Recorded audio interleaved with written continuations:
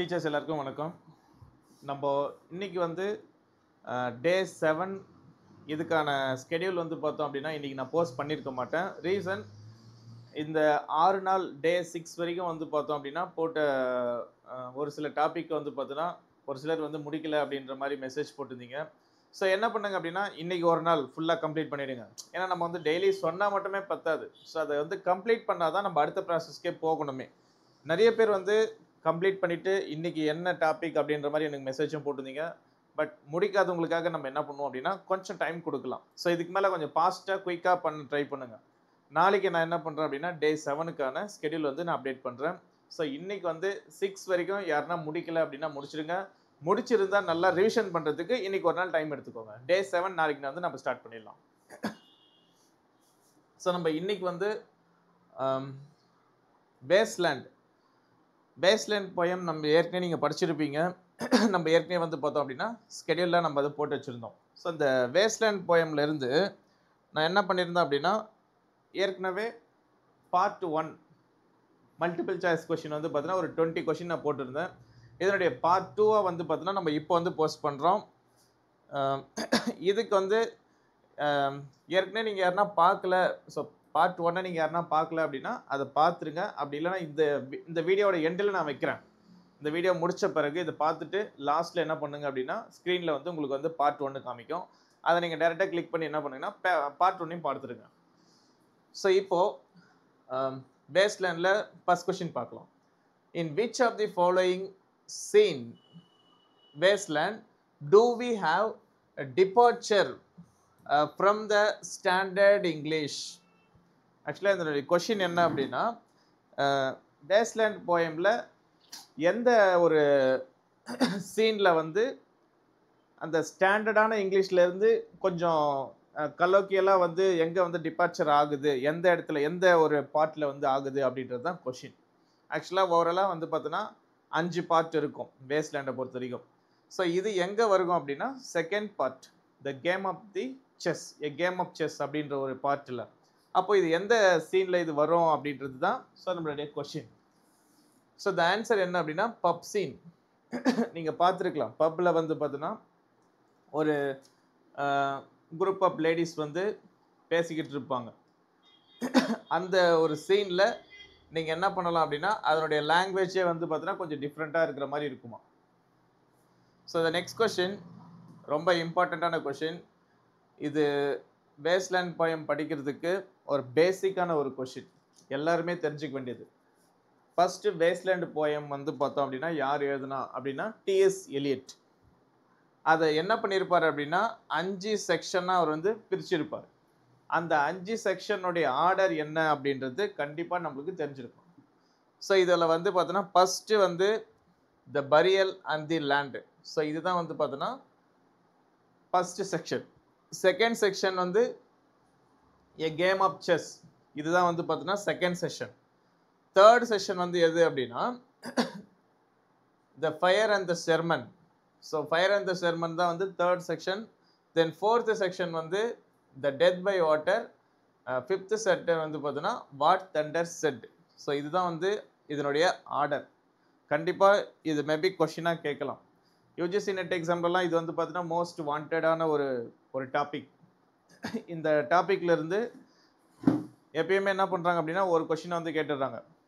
ஏன்னா இது வந்து நிறைய ரெஃபரன்ஸ் இருக்குது. இந்த ஒரு போயமில் வந்து நிறைய லைன்ஸ் வந்து பார்த்தோன்னா மற்ற ஒரு ஒர்க்குங்கள்லேருந்துலாம் வந்து பார்த்தோன்னா ஒரு லைனை எடுத்து இந்த போயமில் வந்து டிஎஸ் எலியட் வச்சிருப்பார்.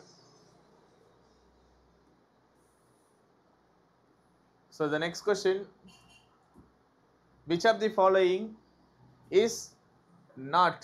ஸோ கொஷினை கொஞ்சம் நல்லா தரவாக படிங்க. நீங்கள் எக்ஸாம் நீங்கள் வந்து எழுத போகிறீங்க அப்படின்னா, அப்போ எக்ஸாம் எழுதும்போது கொஷினை நம்ம என்ன பண்ணணும் அப்படின்னா கொஞ்சம் தரவாக படிக்கணும். ஏன் அப்படின்னா கொஷினில் நிறைய க்ளூ இருக்கும். நம்மளையே அறியாமல் அதில் நிறைய க்ளூ வந்து நம்மளுக்கு கிடைக்கும். Mention as part of the London local in the waste land. So இந்த போயமில் வந்து பார்த்தீங்கன்னா லண்டனில் இருக்கிற ஸ்ட்ரீட்டுங்களை பற்றியெல்லாம் நிறைய மென்ஷன் பண்ணியிருப்பாங்க. அதில் மென்ஷன் பண்ணாத ஸ்ட்ரீட் இதில் எது அப்படின்னு கேட்குறாங்க. ஸோ ஃபர்ஸ்ட் வந்து செயின்ட் மார்கரெட்ஸ் மார்டேட். ஸோ இந்த பிளேஸ் வந்து பார்த்தோம் அப்படின்னா இருக்குது. அதே மாதிரி இதுவும் இருக்குது இதுவும் இருக்குது. ஸோ இந்த பி ஆப்ஷன் மட்டும்தான் இல்லை. ஸோ இதெல்லாம் பார்த்து வச்சுக்கோங்க. இது இல்லாமல் ஒரு கொஷினான்னு கேட்க வேண்டாம். டிஆர்பியை பொறுத்த வரைக்கும் பிஜிடிஆர்பி எக்ஸாம் லெவல் வந்து என்ன அப்படின்னா நம்ம அன்எக்ஸ்பெக்டட் கொஷின்ஸ் தான் அங்கே இருக்குமே. ஸோ நெக்ஸ்ட்டு வந்து ரொம்ப ஒரு ஈஸியான question. Which popular nursery rhyme mention in the end of wasteland?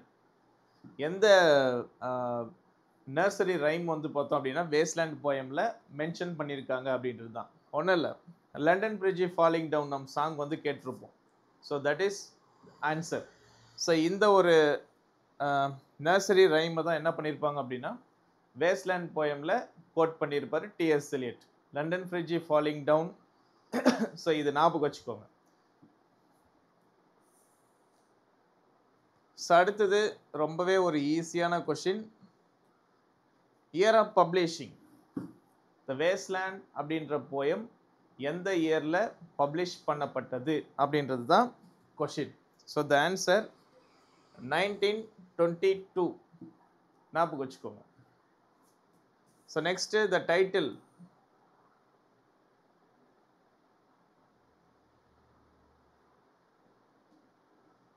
So the title burial and the land. இது வந்து நம்மளுக்கு தெரியும் செக்ஷன் 1ல் இருக்குது. இது எங்கேருந்து எடுக்கப்பட்டது அப்படின்றது தான் கொஷின். இது எங்கேருந்து எடுத்தார் இந்த லைன், இந்த டைட்டில் வந்து பார்த்தோம் அப்படின்னா எங்கேருந்து எடுத்தார்? ஸோ த ஆன்சர் என்ன அப்படின்னா the Anglican book of common prayer funeral service. So இந்த ஒரு இதுல இருந்து தான் இந்த ஒரு டைட்டிலை வந்து பார்த்தோன்னா டிஎஸ் எலியட் கோட் பண்ணியிருக்காரு அப்படின்னு இருக்காங்க. So next Ezra Pound is a most important person. TS Eliot அவருடைய வேஸ்ட்லேண்ட் போயமை இவங்களுக்கு தான் டெடிகேட் பண்ணியிருப்பாரு. ப்ளஸ் டிஎஸ் எலியட் எழுதின ஃபஸ்ட்டு வேஸ்ட்லேண்ட் போயம் வந்து பார்த்தோன்னா ரொம்ப பெரிய போயம், எக்ஸ்ட்ராடினரி லைன்ஸ், நிறைய லைன்ஸ் வச்சு என்ன பண்ணியிருப்பார் அப்படின்னா எழுதியிருப்பார். அது ரொம்ப கஷ்டமாக இருக்கும் ரீடர்ஸ்க்கு படிக்கிறதுக்கு அப்படின்ற மாதிரி என்ன பண்ணியிருப்பாங்க அப்படின்னா எஸ்ரா பவுண்ட் அதை எடிட் பண்ணியிருப்பாங்க. அன்வான்ட் லைன்ஸ் எல்லாமே எடுத்துட்டு இதை மட்டும் போதும் அப்படின்றத ஷார்ட் பண்ணியிருப்பாங்க. அது யார் ஷார்ட் பண்ணியிருப்பாங்க அப்படின்னா இவங்க தான், எஸ்ரா பவுண்ட் தான். TS Eliot working the title. So first நம்மளுக்கு வந்து பார்த்தோன்னா டிஎஸ் எலியட் த வேஸ்ட்லேண்ட் அப்படின்னு தான் தெரியும் இந்த போயமுடைய பேர். பட் இந்த போயமுடைய ஃபஸ்ட்டு ஒரிஜினல் டைட்டில் அப்படின்னா ஒர்க்கிங் டைட்டில் அப்படின்னு கேட்டாங்கன்னா என்ன ஆன்சர் பண்ணணும்? He do the police in different voices. So இதுதான் வந்து பார்த்தோன்னா ஃபஸ்ட்டு டிஎஸ் எலியட் என்ன பண்ணியிருப்பார் அப்படின்னா இதுக்கு வச்சிருப்பார். ஸோ லேட்டராக தான் வந்து பார்த்தோன்னா வேஸ்ட்லேண்ட் அப்படின்னு போயம் வந்து சேஞ்ச் பண்ணியிருப்பாங்க title. So the next question, ஒரு line. I will show you fear in the handful of dust. So இந்த லைனு எங்கே இருக்குது அப்படின்னு கேட்டிருக்காங்க. ஸோ எந்த இடத்துல வந்து பார்த்தோன்னா எங்கே வந்து அப்பியர் ஆகிருக்கு அப்படின்னு கேட்டிருக்காங்க. ஸோ இதுக்கான ஆன்சர் என்ன அப்படின்னா the burial and the land. So the burial and the dead. So இந்த ஒரு செக்ஷனில் தான் இந்த லைன் இருக்குது. அதே மாதிரி the handful of rice the handful of dust அப்படின்றது ஒரு இடத்துல இருந்து அவர் கோட் பண்ணியிருப்பார். ஸோ அதையுமே ஞாபகம் வச்சுக்கோங்க. ஸோ நான் வந்து அது புக்கில் நான் எழுதி வச்சுருக்கேன். ஸோ ஆனால் நம்ம ரெஃபரன்ஸ் புக்கை பார்த்துக்கோங்க. நம்ம மெட்டீரியல்லே வந்து பார்த்தோம் அப்படின்னா இதை கொடுத்துருப்பேன். நம்ம ஸ்டடி மெட்டீரியல் வேணால் நீங்கள் வாங்கி யூஸ் பண்ணுங்கள், பக்காவாக இருக்கும். எல்லா ரெஃபரன்ஸுமே உங்களுக்கு வந்து பார்த்தோன்னா அவைலபிளாக இருக்கும். In the myth referenced the wasteland Famila.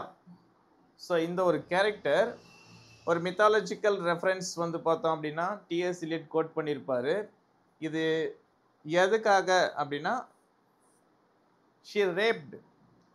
So இந்த ஃபெமிலா அப்படின்ற ஒரு கேரக்டர் ரேப்டு பை யாரால் ரேப் பண்ணப்பட்டாங்க அப்படின்றது தான் கொஷின். ஸோ த ஆன்சர் என்ன அப்படின்னா கிங் தைரசஸ். ஸோ கிங் தெரிசஸ் அப்படின்னு சொல்லிட்டு ஒருத்தர் வந்து பார்த்தோம் அப்படின்னா இவங்களை வந்து ரேப் பண்ணிட்ட பிறகு என்ன பண்ணியிருப்பாங்க அப்படின்னா அந்த விஷயத்த வெளியில் யாருக்கிட்டையும் சொல்லிடக்கூடாது அப்படின்றதால அவங்களுடைய நாக்கை வந்து பார்த்தோம் அப்படின்னா கட் பண்ணிட்டு இருப்பாங்க. இருந்தாலும் she manage to expose. So அந்த விஷயத்த வந்து பார்த்தோம் அப்படின்னா அதை வந்து சொல்லியிருப்பாங்க. நாக்கு இல்லைன்னா பேச முடியாது அப்படின்ற விஷயத்த வந்து அதுக்காக என்ன பண்ணியிருப்பார் அப்படின்னா இவர் வந்து இவங்களுடைய நாக்கை வந்து கட் பண்ணியிருப்பாங்க. இருந்தாலும் அதை வந்து வெளிப்படுத்தின பிறகு இவங்க வந்து ஒரு நைட்டிங்கேலா ஒரு பேர்டா வந்து மாறி இருப்பாங்க. இதெல்லாம் வந்து சிம்பாலிக்கா இந்த இந்த வேர்ல்டு வந்து எப்படி அழிவை நோக்கி போயிட்டு இருக்கு, எப்படி வந்து பார்த்தோம் அப்படின்னா டெஸ்ட்ரக்ஷன் அந்த நோக்கி போயிட்டு இருக்கு அப்படின்ற மாதிரி டிஎஸ் எலியட் சொல்லியிருப்பார். So the next question, Lil, who is Lil husband? அப்போ இங்க வந்து ரெண்டு விஷயம் நம்ம தெரிஞ்சுக்கலாம். லில் அப்படின்ற ஒரு கேரக்டர் நீங்க எங்க பார்க்கலாம் அப்படின்னா section 2 A Game of Chess. இந்த இடத்துல லில் அப்படின்ற ஒரு கேரக்டரை மென்ஷன் பண்ணியிருப்பாங்க. எங்கன்னா பப் சீன்ல. ஸோ இப்போ நம்ம ஃபர்ஸ்ட் எடுத்தோன்னே சொல்லியிருப்போம் பப்ல வந்து பார்த்தீங்கன்னா ட்ரிங்க் பண்ணிட்டு இருப்பாங்க லேடிஸ்க்கு. ஸோ அதில் ஒன் ஆஃப் தி கேரக்டர் யார் அப்படின்னா லில். அவங்களுடைய ஹஸ்பண்ட் பேர் என்ன அப்படின்னா ஆல்பர்ட். இவரு ஆர்மிலேருந்து என்ன பண்ணுறாரு அப்படின்னா இப்போ ரிட்டையர் ஆகி வராரு வீட்டுக்கு. ஸோ வீட்டுக்கு வரும்போது லில்ல அவங்க வந்து பார்த்தீங்கன்னா ஒய்ஃப். ஸோ இவங்கள பார்க்கறதுக்கு வந்து வராரு. அப்போது ரொம்ப நாளைக்கு அப்புறம் அவங்களுடைய ஒய்ஃப் வந்து பார்க்க வரும்போது ஆல்பர்ட் கண்டிப்பாக வந்து பார்த்தீங்கன்னா ரொம்பவே நிறைய எக்ஸ்பெக்டேஷனோட வருவாங்க. ஸோ ஒய்ஃப் வந்து பார்த்தீங்கன்னா இப்படி இருப்பாங்க. ஸோ எந்தெந்த மாதிரியான ஒரு சில விஷயங்கள்லாம் வந்து பார்த்தோம் அப்படின்னா பப் சீனில் வந்து அந்த பப்பில் வந்து பார்த்தீங்கன்னா பேசிக்கிட்டு இருப்பாங்க அவங்களுடைய ஃப்ரெண்டெல்லாம். ஸோ உன்னை வந்து எப்படி வச்சுக்கோ, அழகாக வச்சுக்கோ, உன்னுடைய பல்லெல்லாம் வந்து பார்த்தோம் அப்படின்னா பார்க்கறதுக்கு ரொம்ப ஒரு மாதிரி இருக்குது, அதெல்லாம் நல்லா என்ன அழகு பண்ணிக்கோ, ஸோ நல்லா பியூட்டியாக நீ ஒன்று வச்சுக்கோ அப்படின்னு சொல்லி வைப்பாங்க. இன்னும் நிறைய விஷயம் வந்து பார்த்தீங்கன்னா நம்ம ஸ்டடி மெட்டீரியலில் இருக்கும். சும்மா லைட்டாக படித்தாலே போதும், அதை ஈஸியாக அண்டர்ஸ்டாண்ட் பண்ணிக்கலாம்.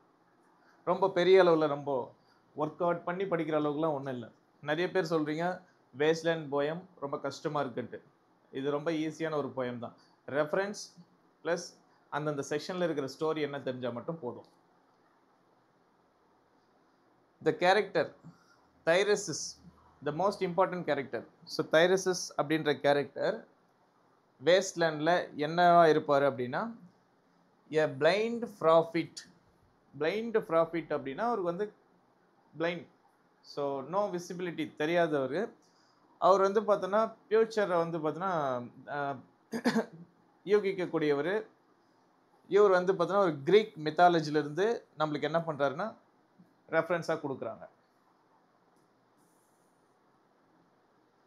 So next question, who is typist lover? So typist lover fire செர்மனில் வந்து பார்த்தோன்னா டைபிஸ்ட் அப்படின்ற ஒரு கேரக்டர் வருவாங்க. அங்கே வந்து கொஞ்சம் ஒரு சில விஷயம்லாம் வந்து பார்த்தோன்னா நீங்கள் படிச்சிங்கன்னா உங்களுக்கு புரியும். ஸோ அங்கே டைபிஸ்ட் வந்து யார் அப்படின்னு தான் கேட்டிருக்காங்க கொஷின். ஸோ இதில் டைபிஸ்ட் யார் அப்படின்னா த யங் மேன் கார்பன் கிளர் அப்படின்னு சொல்லிட்டு கொடுத்துருக்காங்க. ஸோ ஞாபகம் வச்சுக்கோங்க இந்த நேம் எல்லாம். இதெல்லாம் வந்து மேபி கொஷின்ஸாக கூட கேட்கலாம் நம்மளுக்கு.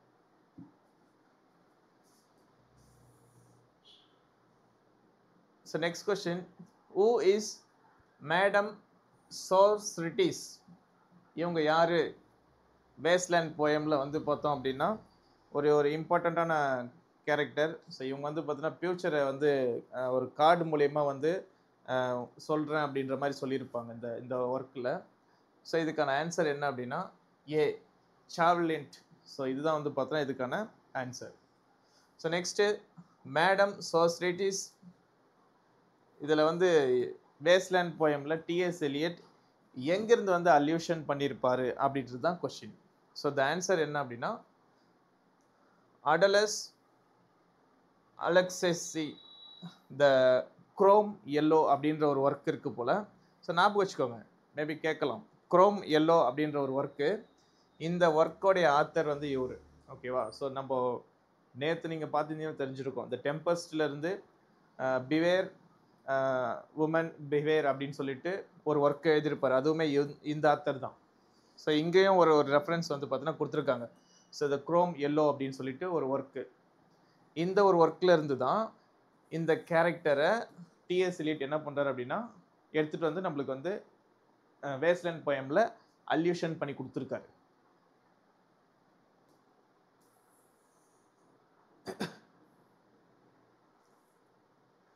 So the next question,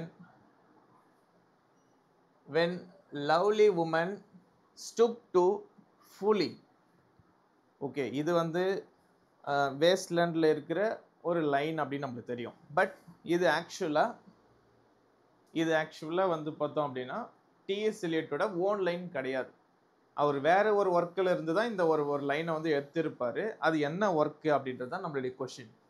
so இது எங்கேருந்து வந்து அல்யூஷன் பண்ணி எடுத்தாரு? நிறைய கொஷின் வந்து பார்த்தீங்கன்னா இந்த மாதிரி கேட்பாங்க, அல்யூஷன் கேட்பாங்க. ஸோ நிறைய இந்த மாதிரி அல்யூஷன் கேட்பாங்க.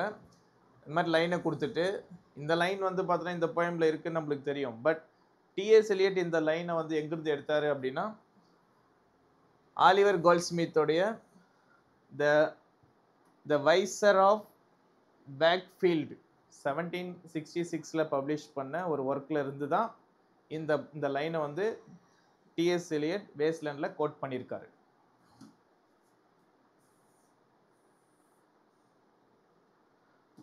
ஸோ மறக்காமல் உங்களுடைய மார்க் என்ன அப்படின்றதையும் மென்ஷன் பண்ணுங்கள். ஏன்னா நிறைய பேர் போட்டிருக்கீங்க, அப்போ தான் தெரியும் எவ்வளோ பேர் வந்து பார்த்தீங்கன்னா என்ன மாதிரிலாம் வந்து புரிஞ்சுக்கிறீங்க, எந்த அளவுக்கு ஸ்டடீஸில் இருக்கீங்க, நம்ம எந்த அளவுக்கு வந்து டஃப்னஸான கொஷின்ஸை செட் பண்ணணும் அப்படின்றது எனக்கு தெரியும்.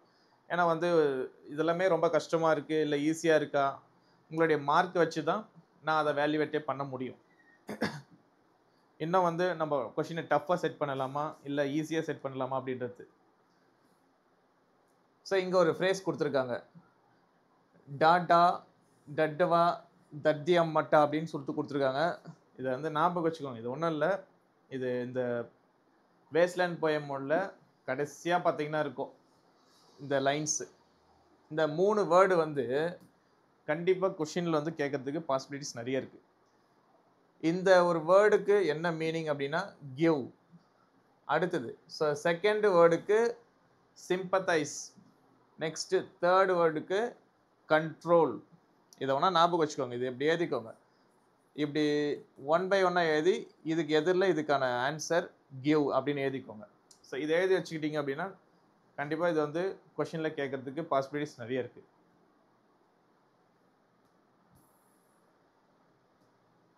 ஸோ நெக்ஸ்ட்டு டு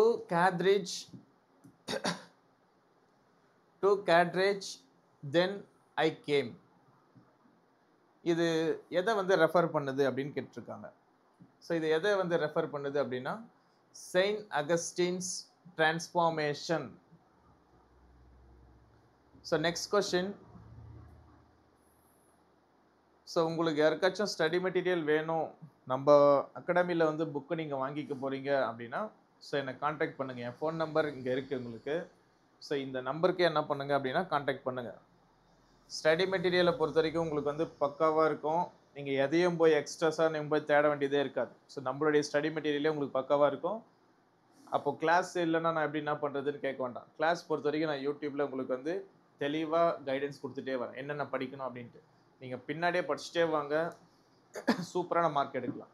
கிளாஸ் போய் தான் வந்து இதெல்லாம் கற்றுக்கணும் அப்படின்லாம் ஒன்றும் இல்லை. உங்களுக்கு படிக்கிற திறமை இருக்குது, ஒரு மெட்டீரியல் உங்களுக்கு வந்து ரெடிமேடாக கையில் கொடுத்தா நான் வந்து ஸ்டடீஸ் பண்ண முடியும் அப்படின்னா நம்ம அகாடமி புக்கே உங்களுக்கு வந்து போதுமானதாக இருக்கும். So the next question, the third who walk away beside you. ஒரு 3வது பர்சன் உங்கள் கூட வந்து பார்த்தீங்கன்னா ஒருத்தர் வந்து எப்போவுமே உங்கள் கூட ஒருத்தர் வந்துட்டு இருக்கிற மாதிரி ஃபீலாக இருக்குது அப்படின்னு சொல்கிறாங்க.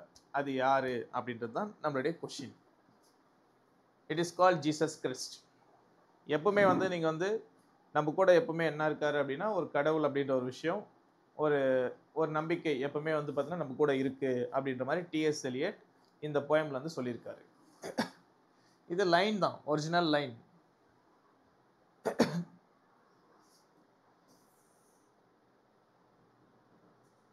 So 2 more question.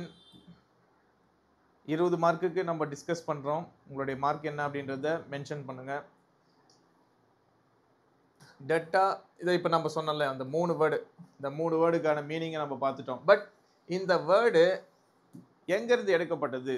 So taken from எங்கிருந்து எடுக்கப்பட்டது அப்படின்றது தான் நம்மளுடைய கொஷின். ஸோ த ஆன்சர் உபனிஷ்லேருந்து எடுத்திருக்காங்க.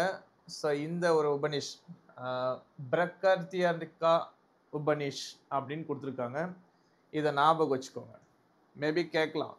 எப்படி கேட்கலாம் அப்படின்னா, ஒன்று இந்த ஒரு வேர்டு மட்டும் கொடுத்துட்டு இதுக்கு என்ன மீனிங்னு கேட்கலாம், இல்லை இதுக்கு மீனிங் கேட்கலாம்.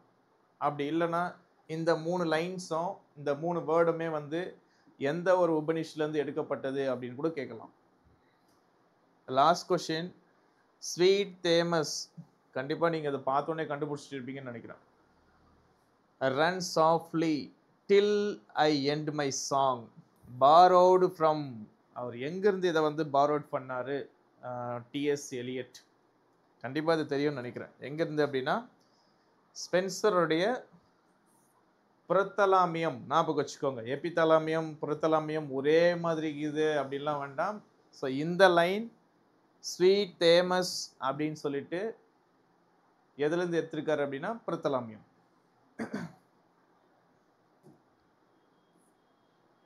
ஸோ வேஸ்ட்லேண்ட் போயம் அண்டர்ஸ்டாண்ட் பண்ணுறதுக்கு நான் என்ன பண்ணியிருக்கேன் அப்படின்னா, உங்களுக்கு வந்து 2 பார்ட், ஃபஸ்ட்டு பார்ட் ஒன்று இருக்குது, இது செகண்ட் பார்ட்.